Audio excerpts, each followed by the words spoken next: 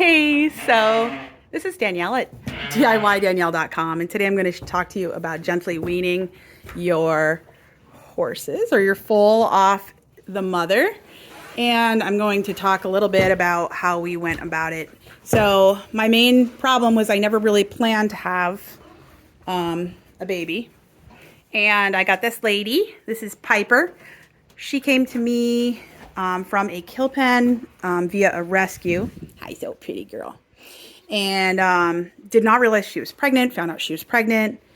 Her belly got big really fast, and she had her baby a year ago. So we had, I had them in the pasture. They would have access out to their pasture that they share. And the baby's been nursing for about a year now. This is Luna. Hi, Looney. Hi, Looney Tunes.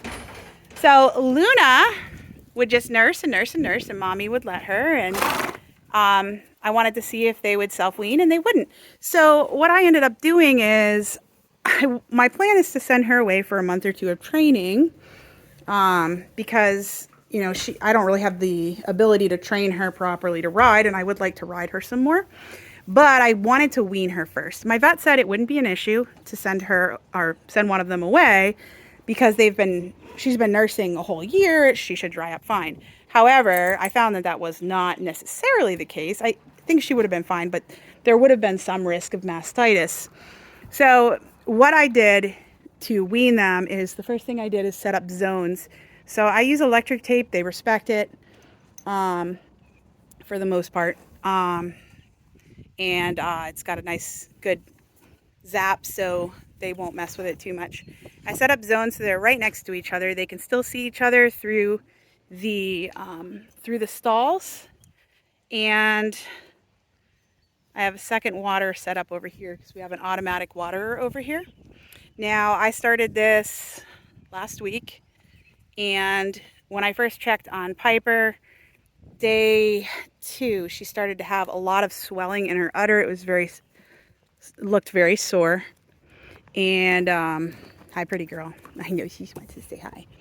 And what I did is I pulled back the electric fence and let the baby nurse for about a minute just to relieve some of the swelling, but not to nurse too long.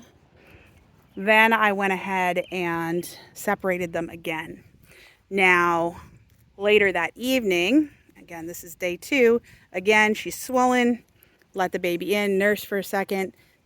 Piper ended up running out into the field, and I couldn't catch her, and I wasn't going to bother. So I let them run around a little bit out in the pasture, do their thing. Piper at this point has seemed like, I'm done. I'm really done with you. I don't want you to nurse. She let her nurse just enough to relieve some of the pressure in her udder.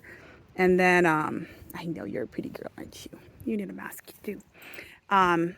Let her nurse just enough to relieve some pressure. And then, she was running around and enjoying herself in the field. Once that evening came, I separated them again.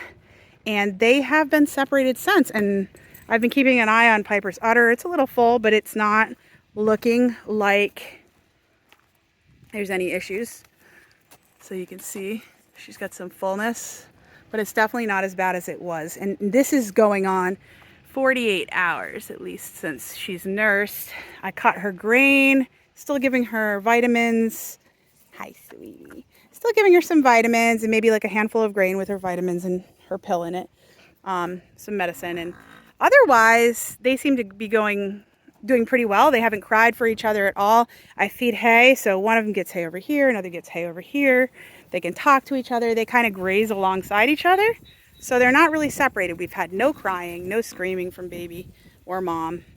I don't know what it'll be like when I send Piper away for a month or two, just in terms of if they're going to cry and yell for each other a little, but we'll see. But I'm pretty pleased about how this has worked out. I mean, again, I can't promise the same results, but I wanted to share it because I could not find information about this that I was happy with. And, a lot of people were like, oh, you waited too long, they'll just wean on their own, or, oh, you need to send them away. And I just wanted to show how I did it without actually removing them from each other's vision. So the one thing I will say is I am sending her away probably at the end of the week. And again, it'll be a couple months before she comes back, maybe 1 or 2 months. So it'll give her time to get used to being alone without her. I've got some other animals that she'll hang out with. She'll have friends there. I don't know how that's going to go, but at least I won't have to worry, hopefully, about her having mastitis at that time. So, yeah, I can't say 100% how it'll go, but I do think that it's been pretty gentle weaning them. Piper does not seem to care one way or another besides, her udder being sore or full. Luna would really like to nurse, but meh, whatever. She's got hay, she's got grain, she's all right. She's got friends to play with out here, and she runs out in the grass and grazes. So I just wanted to share that with you, and again, show you our setup. This fencing here is actually for our sheep and goats. It's got so the sheep and goats can go under to get away from this crazy girl, because sometimes she gets a little too rambunctious for them. The sheep and goats can come and go from all these areas, so they actually hang out with my horses. My horses are not a problem.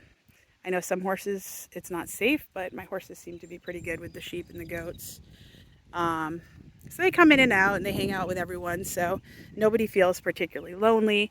And I left Luna, being the more energetic one, the largest part of the field to run in. And where Piper is a little bit on the hefty side, and my vet was a little concerned about her gaining a lot of weight once the baby weans, I left her on this side, and I've been throwing her some hay. So she's almost got a dry lot. Not quite here, but she's got a little bit of a dry lot here in terms of grass, versus Luna has access to all of that right there. So, and like I said, they graze together. They're still right next to each other. If Luna's occasionally gotten under these or over them. Earlier in the year she did that, but she's not really keen on getting zapped, so she tends to stay away. And again, I waited until she was a year old. She turned a year old on Saturday, and I started the weaning process, I think, on Thursday, and today is Monday. So just to give you an idea where we're at. And again, if she looks like she's starting to have some issues, I can let her nurse for a second, separate them again, and go from there. But the idea is I was using human breastfeeding logic, which is just you space out the nursing more and more, and then eventually you dry up. So yeah, I hope this was helpful to somebody. I know I'm probably not the foremost expert on horses, but I just tried to use a little bit of logic here, and I wanted to see what happened. I figure worst case it didn't work, and I'll try something else, but I wanted to do it as gently as possible because I don't know, it just made sense to me. And I didn't mind her nursing for a year. It wasn't inconvenient for me. It was actually pretty convenient to have her. I don't know, there was no issues with it. So, the mare, sometimes if you had a mare that was like losing a lot of weight, but as you can see, she's got plenty of weight on her. She's pretty happy to have some grain. While she was nursing, now that she's probably not gonna be happy now that her grain's getting cut, but overall, everything's gone pretty smoothly. Now they're both mares. Yeah, and that's it. Hope this was helpful. Thanks so much. Take care. Bye, Dan.